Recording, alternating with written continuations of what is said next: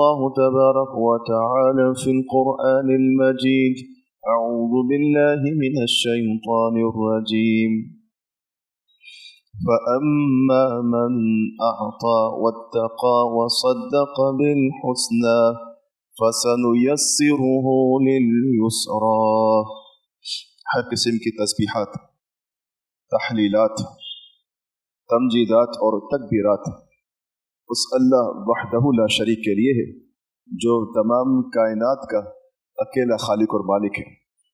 لاکھوں کروڑوں انگنت لاتعداد درود و سلام جناب محترم محمد رسول اللہ صلی اللہ علیہ وآلہ وسلم کی ذات مطہرہ پر۔ فَأَمَّا مَنْ أَعْطَى وَاتَّقَى وَصَدَّقَ بِالْحُسْنَى، اللہ تعالیٰ نے سورۃ اللیل کی ان آیات میں ان خوش نصیب لوگوں کا تذکرہ فرمایا اور وہ خوبیاں بیان فرمائیں جن کی وجہ سے دنیا اور آخرت آسان ہو سکتی ہے۔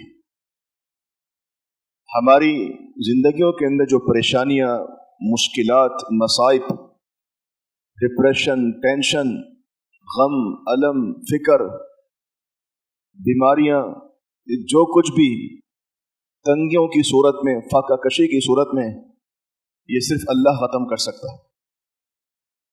اور آپ خود سے کوشش کریں، خود سے آپ جان ماریں تو آپ ان میں سے کچھ بھی اپنے اوپر سے ختم نہیں کر سکتے جب تک اللہ رب العالمین نہ چاہے۔ اَمَّن يُجِيبُ الْمُضْطَرَّ إِذَا دَعَاهُ وَيَكْشِفُ السُّوءَ وَيَجْعَلُكُمْ خُلَفَاءَ الْأَرْضِ أَإِلَٰهٌ مَّعَ اللَّهِ۔ اللہ فرماتا ہے کہ تم سے تکلیف کو کون دور کرتا ہے، تمہیں بیماریوں میں شفا کون دیتا ہے، تمہاری مشکلات کو کون حل کرتا ہے۔ أَإِلَٰهٌ مَّعَ اللَّهِ، کیا اللہ کے ساتھ کوئی اور معبود ہے؟ کیا کوئی ایسی طاقتور ہستی موجود ہے کہ جب یہ سب کچھ آپ پر آئے تو وہ لمحے بھر میں لے جائے؟ نہیں ہے، اللہ کے سوا کوئی نہیں ہے۔ جب میں اور آپ اس بات کو سمجھتے ہیں کہ اللہ کے سوا کوئی مشکل دور کرنے والا نہیں ہے، پریشانیاں حل کرنے والا نہیں ہے، مصیبتوں کو ٹالنے والا نہیں ہے، تو پھر ہمیں اللہ کی حکم کی بجا آوری کرنی چاہیے، اللہ کی ماننی چاہیے۔ یاد رکھیں، زندگیوں میں آسانی ان کے آتی ہے کہ جو اللہ کے ہو جاتے ہیں، جو اپنا تن، من، دھن، اپنا وقت، اپنا مال، اپنی جان، اپنی ہر چیز اللہ کے لیے وقف کرنے کے لیے تیار رہتے ہیں، قربان کرنے کے لیے تیار رہتے ہیں، اللہ رب العالمین کے حکم پر اپنے سروں کو جھکا دیتے ہیں، زندگیوں میں آسانیاں انہی کی آتی ہیں، ثمرات انہی کو حاصل ہوتے ہیں، فوائد انہی کو ملتے ہیں، فضل، کرم، رحم، رحمت، یہ سب کچھ انہی کو میسر آتی ہے کہ جو اللہ کے ہو جاتے ہیں۔ اسی لیے رسول اللہ صلی اللہ علیہ وسلم نے فرمایا: من کان للہ کان اللہ لہ، جو اللہ کا ہو جاتا ہے اللہ بھی اس کا ہو جاتا ہے۔ جس طرح ایک حدیث میں آپ نے فرمایا کہ جو شخص اللہ سے ملاقات نہیں کرنا چاہتا اللہ بھی اس سے ملاقات نہیں کرنا چاہتا، اور جس کے دل میں اللہ سے ملاقات کی تمنا ہے، جو اللہ سے ملاقات کا متمنی ہے، جس کی خواہش ہے کہ وہ اپنے رب سے ملاقات کرے، تو اللہ بھی اس سے ملاقات کرنا چاہتا ہے۔ اللہ کی ملاقات، اللہ سے ملنا، اس کے لیے ضروری ہے کہ آپ اللہ کے ہو جائیں۔ موت کے وقت جو کیفیت بنتی ہے بندے کی وہ دو طرح کی ہے۔ نمبر ایک، جب روح قبض ہو رہی ہوتی ہے تو بدکار، فاسق اور فاجر منافق شخص، اس کی روح جسم سے نکلنا نہیں چاہتی، وہ مرنا پسند نہیں کرتا، وہ مہلت مانگتا ہے، وہ وقت مانگتا ہے اللہ تعالیٰ سے، اے اللہ میں کچھ نہیں کر سکا، میرے سامنے حقیقت کھل کے آ گئی ہے کہ اب میں تیرے پاس آنے والا ہوں، لیکن جس کیفیت میں، جس کنڈیشن کے اندر، جس حالت میں میں ہوں، میں آپ سے ملنا نہیں چاہتا، میں نکلنا نہیں چاہتا. اس کو یہ بات معلوم ہوتی ہے کہ جیسے ہی اس کی روح جسم سے پرواز کرے گی، اللہ کی طرف سے عذابات شروع ہو جائیں گے. اللہ کا غضب، اللہ کا غصہ، اللہ کا عذاب اس پر باقاعدہ واضح ہونا شروع ہو جائے گا، جس کی وجہ سے وہ اپنی عاقبت، اپنی آخرت دیکھ لیتا ہے کہ میں ناکام اور نامراد ہو گیا. وہ نکلنا نہیں چاہتا.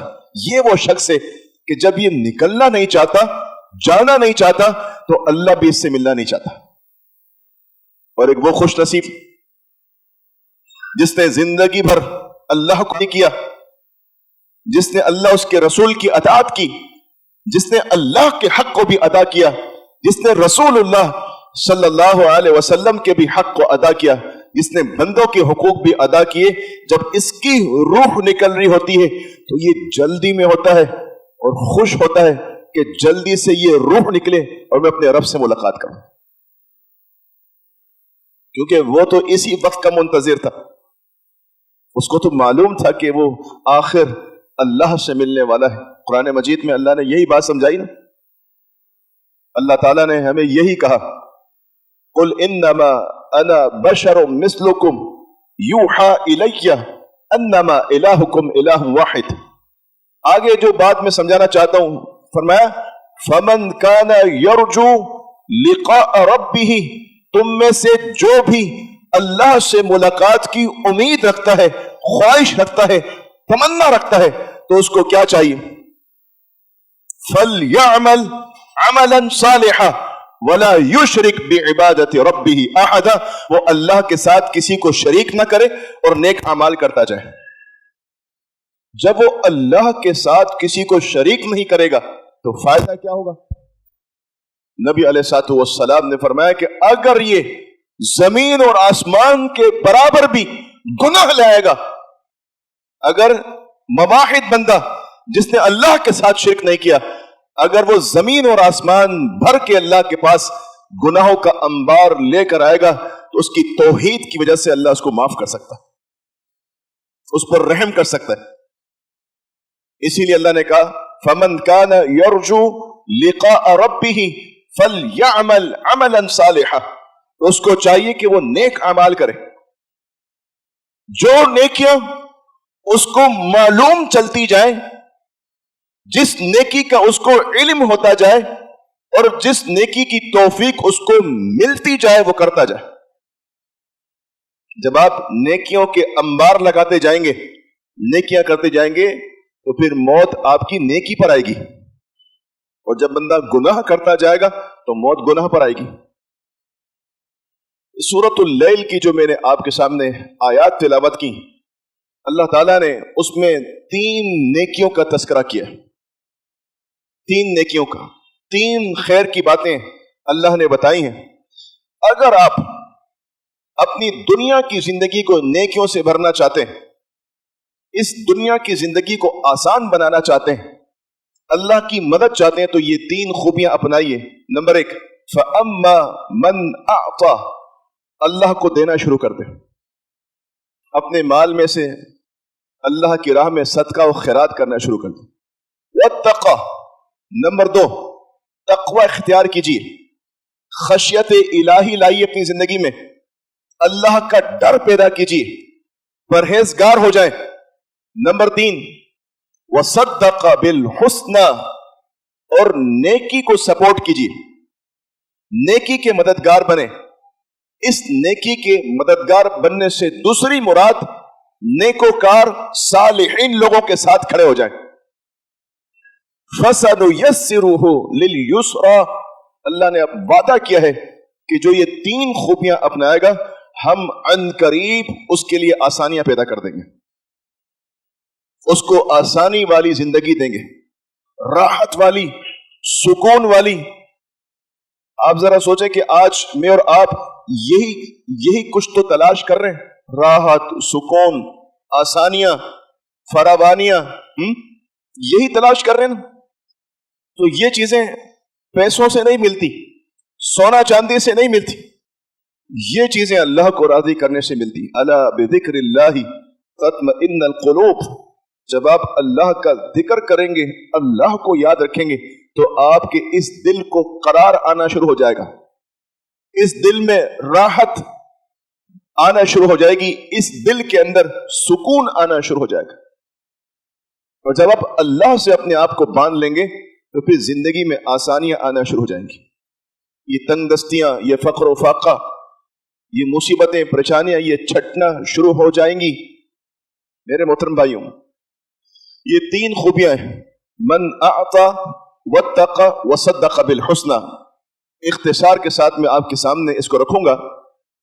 नंबर 1, अल्लाह की राह में खर्च करना। ये जो बखीली है, बखीली, नबी अलैहिस्सलातु वस्सलाम ने फरमाया क़यामत से पहले जो लोग होंगे, कि क़ुर्ब क़यामत जो लोग होंगे उनके अंदर बखीली आम हो जाएगी, कंजूसी आम हो जाएगी। वो अपनी जिंदगी की जरूरियात पे तो खर्च करेंगे लेकिन अल्लाह की राह में नहीं। आज मैं और आप मवाजना करें कि मेरा घर का माहाना खर्च, मेरे चाय पानी का खर्च, मेरे गुटके मावे का खर्च, इन तमाम अखराजात को मिलाएं और आप टटोले तलाश करें इसमें अल्लाह का खर्च कहां है, कितना है। क्या मैं अल्लाह के साथ इंसाफ कर रहा हूं?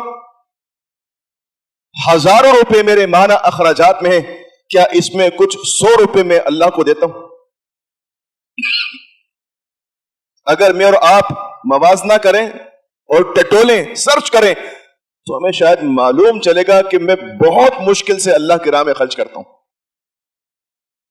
मुझे जिस खर्च के ऊपर सबसे ज्यादा टेंशन, परेशानी है, मुश्किल है, वो अल्लाह की राह में खर्च करना।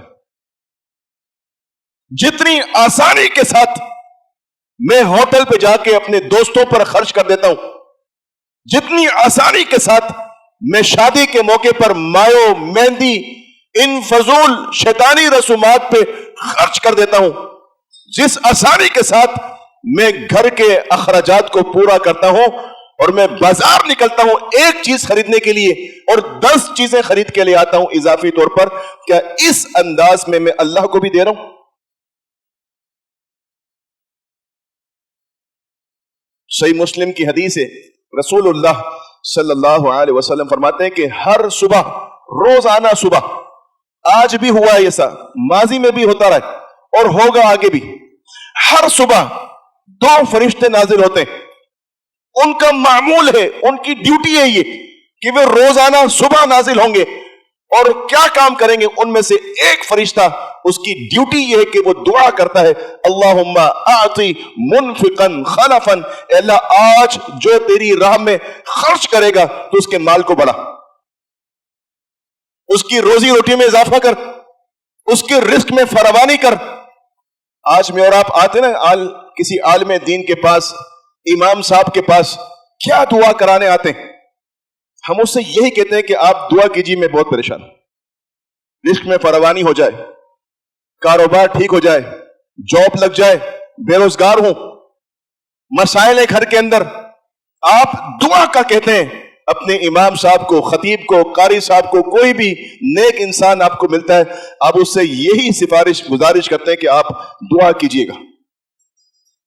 हो सकता है कि मैं आपके लिए दुआ करूं और मैं अल्लाह के यहां मुस्तजाबुद दावत ना हूं, मेरी दुआ ही कबूल ना हो आपके हक में, लेकिन अगर फरिश्ते की दुआ मुझे मुयस्सर आ जाए तो ये तो वो मखलूक है कि जो अल्लाह की नाफरमानी करती नहीं। ला यासून अल्लाह मा अमरहुम व यफअलून मा युअमरून, इनसे अल्लाह की नाफरमानी सरजद हो ही नहीं सकती, इनके अंदर नाफरमानी का मादा ही नहीं है। अब जब ये दुआ करते हैं तो अल्लाह फौरन कबूल करता है। तो क्या मैं अल्लाह की राह में खर्च करके ये दुआ हासिल कर रहा हूं? आइए मेरे मोहतरम भाइयों, मैं चेक करूं, अगर आज मैं परेशान हूं तो अगर ये जो कल गुजरा है, ये जो कल आपका गुजरा है, इसको झांकें, आप इस कल को झांकें और अपनी परेशानियों को तलाश करें तो आपकी परेशानियां, मुश्किलात ज्यादा निकलेंगी। फिर आप उसकी वजूहात तलाश करें صرف ایک وجہ تلاش کر لیں کہ آپ نے گزرے ہوئے کل میں اللہ کو 1 روپیہ دیا، زیادہ نہیں، 1 روپیہ، رزلٹ کیا آئے گا؟ نہیں دے سکا میں. یعنی میرے پاس روزانہ کی بنیاد پر اپنے رب کو دینے کے لیے 1 روپیہ بھی نہیں ہے. اور ماضی میں جھانکیں آپ کل کے اندر اور تلاش کریں کہ میں نے اپنی ذات پر کتنے خرچ کیے، تو آپ کو ہزاروں روپے مل جائیں گے، سینکڑوں ہزاروں مل جائیں گے آپ کو. کہیں 100 روپے، کہیں 200، کہیں 1000 خرچ کر دیا آپ نے. لیکن اگر آپ نے یہ تلاش کیا کہ آپ نے اللہ کو کیا دیا، تو وہ شاید 0 نکلے. تو پھر آپ کا ماضی مشکلات میں اسی لیے ہے کہ ہم اللہ کو نہیں دے رہے. جہاں سے آنا ہے، جہاں سے ملنا ہے، جہاں سے برکت کا نزول ہونا ہے، جہاں سے فضل اترنا ہے، ہم وہاں نہیں دے رہے، ہم وہاں پر خرچ نہیں کر رہے. ہر جگہ ہر کسی کو ہم دیے چلے جا رہے ہیں، خرچ کر رہے ہیں، لیکن جہاں سے مجھے ملنا ہے میں وہاں ہی نہیں دے رہا. یعنی یوں سمجھے کہ جس دروازے سے مجھے ملنا ہے اس دروازے کو میں کھٹکھٹا ہی نہیں رہا، نوک ہی نہیں کر رہا. دوسرا فرشتہ کہتا ہے اللہم آتی ممسکن تلفن، اللہ جو آج تیری راہ میں خرچ نہیں کرے گا اس کے مال کو برباد کر دیں. یعنی جو کچھ اس کے پاس ہے اس میں اس کو نقصان ڈالنا شروع کر دیں، لے لے. یعنی دے نہیں، اضافہ نہیں کر، بلکہ جو اس کے پاس موجود ہے اس میں سے لینا شروع کر دیں. کبھی آگ لگ جاتی ہے، کبھی ڈکیتی پڑ جاتی ہے، کبھی کیا ہو جاتا ہے، کبھی کیا ہو جاتا ہے. یہ سوچنا پڑے گا کہیں نہ کہیں تو غلطی کر رہا ہوں میں، کوئی نہ کوئی تو ناراضگی کا باعث بن رہی ہے بات. اگر میں خرچ کر رہا ہوں اور میں سوچ رہا ہوں پھر بھی آزمائش، تو بھائی اس کا مطلب یہ ہے کہ آپ خرچ کر رہے ہیں تو آپ اللہ کے مقرب ہیں، جبھی تو آزمائش ہو رہی ہے. اس پر کبھی موقع ملا تو بات کروں گا انشاءاللہ کہ بندہ سب کچھ کر رہا ہوتا ہے پھر بھی پریشان ہوتا ہے. تو آپ یہ مت سوچیں کہ میں سب کچھ کر رہا ہوں پھر بھی پریشان ہوں. تو آپ سے زیادہ پریشان تو نبی صلی اللہ علیہ وسلم تھے، ان کے گھر میں 2 مہینے چولہا نہیں جلتا تھا. توجہ کے ساتھ. پھر بھی اللہ کے نبی بقرعید کے موقع پر 100 اونٹ نہار کر رہے ہیں، ہاتھ نہیں روکا. گھر میں ایک کھجور بھی ہے وہ بھی دے دی. آپ کو واقعہ یاد ہے اما عائشہ رضی اللہ عنہا نے، وہ جو خاتون آئی تھی اپنی 2 بچیوں کے ساتھ، 3 کھجوریں تھیں، تینوں اس کو دے دی. جمع پونجی کیا ہے؟ کھانے کے لیے کیا ہے؟ 3 کھجوریں ہیں جو وہ خود کھائیں گی اور نبی علیہ الصلوۃ والسلام کو دیں گی. پیغمبر علیہ الصلوۃ والسلام کھائیں گے. سائلہ آئی، فقیر آئی، اللہ رب العالمین کے نام پر مانگنے کے لیے آئی، مستحق سفید پوش، اور اس نے سوال کیا، گئی 3 کھجور لا کے دے دی. نہیں روکا اپنے پاس. روزانہ کی بنیاد پہ خرچ ہو رہا ہے اللہ کی راہ میں. اور اللہ تعالیٰ فرماتا ہے وَلَسَوْفَ يُؤْتِيكَ رَبُّكَ فَتَرْضَىٰ، ہم آپ کو اتنا دیں گے، اتنا دیں گے آپ راضی ہو جائیں گے. آپ دیتے جائیے، ہم آپ کو دیتے جائیں گے. اللہ نے اپنے نبی کے ہاتھ کو کبھی نہیں روکا. آپ کو یاد ہوگا حنین کے موقع پر، غزوہ حنین پر جب فتح ہوئی، اتنا زیادہ مال غنیمت آیا، اتنا زیادہ. آپ نے حکیم بن حزام کو بلایا، وہ نئے نئے مسلمان ہوئے تھے فتح مکہ کے موقع پر، اور قریش کے سردار تھے. آپ نے ان کو بلایا اور ان کو 1000 بکریاں دیں. کتنی؟ 1000 بکریاں. اگر آپ میں سے کسی کو مل جائے 1000 بکری تو کیا کھانا ہے؟ وہ لینڈ لارڈ ہو گیا، وہ مالدار ہو جائے گا، ٹھیک ٹھاک مالدار. 1 بکری کی قیمت آج کتنی ہے؟ اگر آپ خریدنے جاتے ہیں تو 20,000 سے اوپر تو ہوگی. چلیں 20,000 روپے لے لیں، 20,000 کو ضرب دیں 1000 سے، کتنا مال آ جائے گا آپ کے پاس. اور یہ کون خرچ کر رہا ہے؟ رسول اللہ صلی اللہ علیہ وسلم. صحابی فرماتے ہیں پوچھا گیا کہ اللہ کے نبی نے اپنے لیے کیا رکھا؟ اتنے سارے مال غنیمت میں آپ نے اپنے لیے کیا رکھا؟ تو بتایا گیا کہ جس طرح خالی ہاتھ آئے تھے اسی طرح خالی ہاتھ واپس گھر گئے. اپنے لیے کچھ نہیں رکھا، سب اللہ کی راہ میں خرچ کر دی. جو خمس تھا جس میں نبی علیہ الصلوۃ والسلام کا حق تھا خمس کے اندر، وہ بھی خرچ کر دیا، وہ بھی لوگوں میں بانٹ دیا. اللہ تعالیٰ نے پھر دینا شروع کیا. خیبر کے موقع پر فلاں موقع پر فلاں موقع پر فتوحات ہوتی جا رہی ہیں. اللہ کے نبی کو اللہ تعالیٰ دیے چلا جا رہا ہے اور نبی خرچ کیے چلے جا رہے ہیں. اس طریقے سے ملے گا آپ کو. تو فرمایا فَأَمَّا مَنْ أَعْطَى، اگر تم زندگی آسان کرنا چاہتے ہو، فضل کرم حاصل کرنا چاہتے ہو، اللہ کو دینا شروع کر دو. انفق علیکا، آپ علیہ السلام نے فرمایا کہ جب تو اللہ پر خرچ کرے گا، اللہ کی راہ میں خرچ کرے گا، تو اللہ بھی تجھ پر خرچ کرے گا. انفق علیکا، تجھ پر خرچ کیا جائے گا، تجھے دیا جائے گا. دعوتی کام، مدارس، مساجد، خدمت کے کام، جہاد کے کام، جہاں پر بھی آپ کو آواز آتی ہے، نبی علیہ السلام نے فرمایا میری امت کے وہ مالدار نجات پائیں گے قیامت کے دن، جہنم سے نجات پائیں گے کہ جن کو جہاں سے آواز آئی اللہ کی راہ میں خرچ کرنے کی، انہوں نے وہاں خرچ کیا. جہاں ان کو معلوم چلا کہ یہاں پر نیڈ ہے، یہاں ضرورت ہے، انہوں نے وہاں اس ضرورت کو پورا کیا. فرمایا ایسے لوگ اللہ تعالیٰ کے یہاں قیامت کے دن جہنم سے نجات پا جائیں گے. اللہ تعالیٰ کو جہنم سے بچا لے گا اس انداز میں خرچ کرنے والوں کو. فَأَمَّا مَنْ أَعْطَى وَاتَّقَى، تقوی اختیار کیجئے، خشیت الہی لائیے، پرہیزگاری لائیے زندگی کے اندر. اس کا مطلب کیا ہے؟ گناہوں سے بچیں، حرام سے بچیں، ناجائز کاموں سے بچیں، لوگوں کے حقوق تلف کرنے سے بچیں، لوگوں کے حقوق غضب کرنے سے بچیں. آپ جب ان تمام چیزوں سے بچیں گے اور آپ نیکی پر آئیں گے اللہ کے ڈر کی وجہ سے، تو اللہ آپ کی زندگیوں کو آسان کر دے گا، دینا شروع کر دے گا. فراوانیاں آ جائیں گی، فضل اور کرم میسر آئے گا، اللہ تعالیٰ کی رحمت اور اس کی برکات کا نزول ہوگا آپ پر. قرآن مجید میں اللہ نے فرمایا سورہ طلاق میں وَمَن يَتَّقِ اللَّهَ يَجْعَلْ لَهُ مَخْرَجًا، جو اللہ سے ڈرتے ہیں اللہ تعالیٰ ان کے لیے مشکلات سے نکلنے کا راستہ بناتا ہے، ان کو مشکلات سے نکالتا ہے. اگر آپ کسی کیس میں پھنسے ہوئے، کورٹ کچہری میں پھنسے ہوئے، پولیس تھانے کے مسئلے میں پھنسے ہوئے، آپ اپنے اندر خشیت الہی لائیں، متقی بنے، اللہ تعالیٰ آپ کو ان مسائل سے ایسے نکالے گا آپ کے وہم و گمان میں بھی نہیں ہوگا. اللہ تعالیٰ آپ کے مددگار پیدا کرے گا، آپ کی غیبی مدد کرے گا. اور آپ اپنی زندگی کے اندر جھانکے تو آپ کو ایسے بہت سارے موقع ملیں گے کہ جہاں پر آپ بہت ہی زیادہ شدت سے کہیں پھنسے ہوئے تھے اور آپ ایسے نکلیں کہ آپ خود بھی حیران ہیں کہ یار یہ ممکن نہیں تھا، یہ کیا ہے. اور آپ ٹٹولیں گے تو آپ کو کوئی نیکی ضرور نظر آئے گی ایسی کہ جو خالص آپ نے اللہ کے لیے کی ہوگی.